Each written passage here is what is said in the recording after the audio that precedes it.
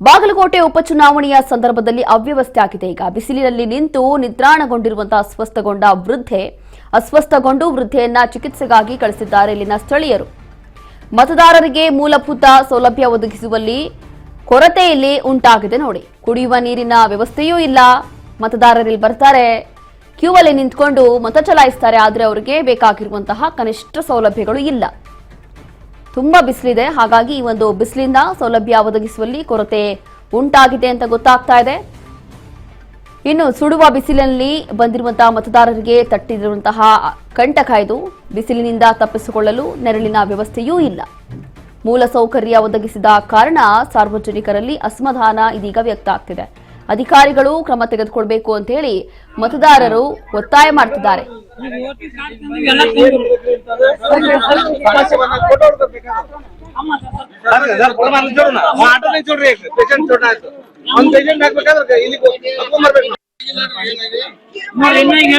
ಮತ ಚಲಾಯಿಸಲಿಕ್ಕೆ ಬಂದಿದ್ರು, ಕ್ಯೂ ಅಲ್ಲಿ ನಿಂತ್ಕೊಂಡು ಬೆಳಗ್ಗೆಯಿಂದ ಜನ ಮತ ಚಲಾಯಿಸ್ತಾ ಇದ್ದಾರೆ. ಆದ್ರೆ ನೋಡಿ, ವಯಸ್ಸಾದವರು ಕೂಡ ಬರ್ತಾರೆ, ಮಹಿಳೆಯರು ಬರ್ತಾರೆ, ಆದ್ರೆ ಇಲ್ಲಿ ಕನಿಷ್ಠ ಸೌಲಭ್ಯ, ಕನಿಷ್ಠ ವ್ಯವಸ್ಥೆ ಕೂಡ ಮಾಡಿಲ್ಲ. ಕುಡಿಯೋ ನೀರಿನ ವ್ಯವಸ್ಥೆ ಕೂಡ ಇಲ್ಲವಂತೆ ಈ ಒಂದು ಭಾಗದಲ್ಲಿ. ಹಾಗಾಗಿ ತೀರಾ ಬಿಸಿಲಿರೋದ್ರಿಂದ ಅವರು ನಿಂತು ಈ ರೀತಿಯಾಗಿ ಅಸ್ವಸ್ಥರಾಗಿದ್ದಾರೆ. ಅಲ್ಲೇ ರೋಡಲ್ಲೇ ಬಿದ್ದಿದ್ದಾರೆ, ನೋಡ್ತಾ ಇದ್ವಿ, ಗಮನಿಸಬಹುದು. ಕುಡಿಯುವ ನೀರಿನ ವ್ಯವಸ್ಥೆಯೂ ಇಲ್ಲ. ಸದ್ಯಕ್ಕೆ ಮತದಾರರು, ಅಲ್ಲಿ ಬಂದಿರುವಂತಹ ಸ್ಥಳೀಯರು ಕೂಡ ಆಕ್ರೋಶವನ್ನ ಹೊರಹಾಕ್ತಿದ್ದಾರೆ. ಇದು ಕನಿಷ್ಠ ಪಕ್ಷ ಕುಡಿಯುವ ನೀರಿನ ವ್ಯವಸ್ಥೆ ಆದ್ರೂ ಮಾಡಬೇಕಿತ್ತು. ಅದರಲ್ಲೂ ಕೂಡ ಬೆಳಿಗ್ಗೆ 7 ಗಂಟೆಯಿಂದ ಸಂಜೆ 6 ಗಂಟೆವರೆಗೂ ಮತದಾನ ಪ್ರಕ್ರಿಯೆ ನಡೆಯುತ್ತೆ. ಅತಿ ಹೆಚ್ಚಾಗಿ ಇಲ್ಲಿ ಬಾಗಲಕೋಟೆಯಲ್ಲಿ ಈಗಾಗಲೇ ಹೇಳ್ತಿದ್ದೆ, ಮಹಿಳಾ ಮತದಾರರು ಜಾಸ್ತಿ ಇದ್ದಾರೆ.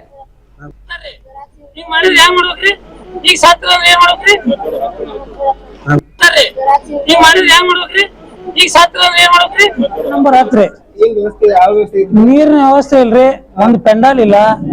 ಏನ್ರ ಕೇಳಿದ್ರ ನಮ್ಗೆ ಗೊತ್ತಿಲ್ಲ ಅಂತಾರ. ಯಾರು ಚುನಾವಣಾಧಿಕಾರಿಗಳು ಕೇಳಿದ್ರ ಅಂದ್ರ ಏನು ಬೇದಾದ್ ಮಾಡಕತ್ತಾರ್ರಿ. ಹಿಂಗಾಗಿ ಸಾರ್ವಜನಿಕರಿಗೆ, ಮಹಿಳೆಯರಿಗೆ ಬಹಳ ತೊಂದರೆ ಆಗೈತೆ. ವಯಸ್ಸಾದವ್ರು ನೀರ್ ಕೇಳಕತ್ತಾರ, ಮುದ್ಕೇರಿ ನೋಡ್ರಿ ಕಷ್ಟ ಬಂದ ಚಕ್ರ ಬಂದ್ ಬಿದ್ದಾರ್ರಿ ಅವ್ರಿಗೆ. ನಾವ್ ತಂದು ಕೊಡ್ತೀವಿ ಅಂತ ಏನ್ ಮಾಡ್ಬಾರ್ರಿ ಅಂತ ಅಂತಾರ. ಇದು ಹೆಂಗ ಅಂತ ವಿಚಾರ ಮಾಡ್ಕೊ, ಯಾರಿಗ್ ಕೇಳ್ಬೇಕು ತಿಳಿಯವಲ್ರಿ. ಯಾರು ಚುನಾವಣಾಧಿಕಾರಿಗಳು ಯಾರು ಇಲ್ಲ, ಕೇಳೋರಿಲ್ಲ, ಹೇಳೋರಿಲ್ಲ. ಸರ್ಕಾರ ಎಲ್ಲಾ ನಮೂನಿ ಕೊಟ್ಟೈತಿ ಇವ್ರಿಗೆ. ವಾರ್ಡ್ ನಂಬರ್ 10 ರೀ. ಮತ್ತಷ್ಟು ಮಾಹಿತಿಯನ್ನ ಕೊಡ್ತಾರೆ ನಮ್ಮ ಪ್ರತಿನಿಧಿ ಮುರುಗೇಶ್ ಹಳ್ಳಿ. ಮುರುಗೇಶ್, ಇಲ್ಲಿ ವಿಶೇಷವಾಗಿ ಬಾಗಲಕೋಟೆಯಲ್ಲಿ ಮಹಿಳಾ ಮತದಾರರು ಜಾಸ್ತಿ ಇದ್ದಾರೆ, ಹೌದು. ಅದಾದ ನಂತರ ಇಲ್ಲಿ ಮಹಿಳೆಯರು, ವೃದ್ಧರೆಲ್ಲರೂ ಕೂಡ ಮತ ಚಲಾಯಿಸಲಿಕ್ಕೆ ಇಷ್ಟೊಂದು ಆಸಕ್ತಿಯಿಂದ ಬರ್ತಾ ಇದ್ದಾರೆ ಅಂತಂದ್ರೆ ಕನಿಷ್ಠ ಪಕ್ಷ ಅಲ್ಲಿ ಬೇಕಾಗಿರುವಂತಹ ಒಂದು ವ್ಯವಸ್ಥೆ ಆದ್ರೂ ಮಾಡ್ಲೇಬೇಕಿತ್ತಲ್ವಾ? ಅದರಲ್ಲೂ ಕೂಡ 7 ಗಂಟೆಯಿಂದ ಸಂಜೆ 6 ಗಂಟೆವರೆಗೂ ಇರುತ್ತೆ, ಬಿಸಿಲು ಸಿಕ್ಕಾಪಟ್ಟೆ ಇರುತ್ತೆ ಮಧ್ಯಾಹ್ನ. ಇಲ್ಲಿ ಈಗ ಈ ವೃದ್ಧೆ ಕೂಡ ಈ ರೀತಿಯಾಗಿ ಅಸ್ವಸ್ಥರಾಗಿರೋದು ನೋಡ್ತಾ ಇದೀವಿ. ಯಾಕೆ ಇಲ್ಲಿ ಯಾರು ಎಡವಟ್ಟಾಯ್ತು, ಏನಾಯ್ತು ಇಲ್ಲಿ ಅಂತ? ರೋಶಿನಿ, ಇವತ್ತು ಉಪಚುನಾವಣೆ ವೇಳೆ ಅಮೀನ್ಗಢದಲ್ಲಿ ಏನು ಮತಗಟ್ಟೆಯಲ್ಲಿ ಅವ್ಯವಸ್ಥೆಯ ಆಗರ ಆಗಿದೆ ಅಂತ ಹೇಳ್ಬೋದು. ಮತದಾನಕ್ಕೆ ಆಗಮಿಸಿದ ವೇಳೆ ಮತದಾರರಿಗೆ ಮೂಲಭೂತ ಸೌಲಭ್ಯಗಳ ಕೊರತೆ ಕೂಡ ಉಂಟಾಗಿದೆ ಅಂತ ಹೇಳ್ಬೋದು. ಯಾಕಂದ್ರೆ ಬಾಗಲಕೋಟೆಯಲ್ಲಿ ಸಾಕಷ್ಟು ಬಿಸಿಲಿನ ತಾಪಮಾನ ಇದೆ. ಆ ಬಿಸಿಲಿನ ತಾಪಮಾನ ತಪ್ಪಿಸಿಕೊಳ್ಳಲು ಒಂದು ಶಾಮಿಯಾನ ವ್ಯವಸ್ಥೆ ಕೂಡ ಮಾಡಬೇಕಾಗಿತ್ತು ಮತ್ತು ನೀರಿನ ವ್ಯವಸ್ಥೆ ಕೂಡ ಮಾಡಬೇಕಾಗಿತ್ತು. ಅಲ್ಲಿ ಇರ್ತಕ್ಕಂಥ ಅಧಿಕಾರಿಗಳು ಕೂಡ ಯಾವುದೇ ವ್ಯವಸ್ಥೆಯನ್ನ ಮಾಡಲಾರೆ ಸರದಿ ಸಾಲಿನಲ್ಲಿ ನಿಂತು ಒಂದು ಏನು ಮತದಾನಕ್ಕೆ ಮಾಡುವಂತಹ ಸಂದರ್ಭದಲ್ಲಿ ಅವರ ವೃದ್ಧಿ ಕೂಡ ಆಗಮಿಸಿದ್ರು. ವೃದ್ಧಿ ನೀರು ಮತ್ತು ಬಿಸಿಲಿನ ತಾಪಮಾನಕ್ಕೆ ಒಂದು ಅಸ್ವಸ್ಥ ಘಟನೆ ಕೂಡ ಜರುಗಿದೆ ಅಂತ ಹೇಳ್ಬೋದು. ತಕ್ಷಣದಲ್ಲಿ ಒಂದು ಆ ವೃದ್ಧೆ ಕೂಡ ತಕ್ಷಣದಲ್ಲಿ ಕುಸಿದು ಬಿದ್ದ ತಕ್ಷಣ ಸ್ಥಳೀಯರು ಸಹಾಯ ಮಾಡಿ ಆ ವೃದ್ಧೆಯನ್ನ ಒಂದು ಚಿಕಿತ್ಸೆಗಾಗಿ ಕಳಿಸಿದ್ದಾರೆ ಅಂತ ಹೇಳ್ಬೋದು.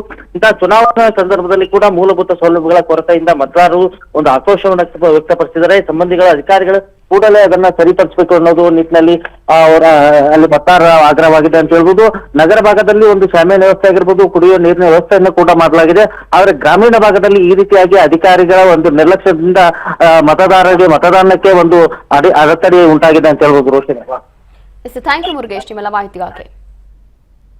ಹೇಗೆ ಸದ್ಯಕ್ಕೆ ಬಾಗಲಕೋಟೆಯಲ್ಲಿ ಅವ್ಯವಸ್ಥೆ ಇದೆ, ಅದರಲ್ಲೂ ಕೂಡ ಇಲ್ಲಿ ಬರುವಂತಹ ಮತದಾರರಿಗೆ ಕನಿಷ್ಠ ಸೌಲಭ್ಯವೂ ಇಲ್ಲ ಅಂತ ಹೇಳಿ ಸದ್ಯ ಇಲ್ಲಿ ಬಂದಿರುವಂತಹ ಮತದಾರರು, ಅದಾದ ನಂತರ ಸ್ಥಳೀಯರು ಕೂಡ ಒಂದು ರೀತಿಯಾಗಿ ಆಕ್ರೋಶವನ್ನ ಹೊರಹಾಕ್ತಿದ್ದಾರೆ. ಕುಡಿಯುವ ನೀರಿನ ವ್ಯವಸ್ಥೆಯೂ ಇಲ್ಲ. ಅದರಲ್ಲೂ ಕೂಡ ಈಗಾಗಲೇ ನಮ್ಮ ಪ್ರತಿನಿಧಿ ಹೇಳುವ ಹಾಗೆ ಬಾಗಲಕೋಟೆ ಭಾಗದಲ್ಲಿ ಅತಿ ಹೆಚ್ಚಾಗಿ ಸಿಕ್ಕಾಪಟ್ಟೆ ಬಿಸಿಲಿರೋದ್ರಿಂದ ಆ ಬಿಸಿಲಲ್ಲೇ ಬಂದು ನಿಂತ್ಕೊಂಡು ಅವರು ಮತವನ್ನ ಚಲಾಯಿಸ್ತಾ ಇದ್ದಾರೆ ಅಂತಂದ್ರೆ ಕನಿಷ್ಠ ಪಕ್ಷ ಮತದಾರರ ಪರವಾಗಿ ಇಲ್ಲಿನ ಸಂಬಂಧಪಟ್ಟಂತ ಅಧಿಕಾರಿಗಳು ಅಥವಾ ಸಿಬ್ಬಂದಿ ಅವರು ಯೋಚನೆ ಮಾಡಬೇಕಿತ್ತು ಅನ್ನುವಂಥದ್ದು ಇಲ್ಲಿನ ಜನರ ಅಭಿಪ್ರಾಯ.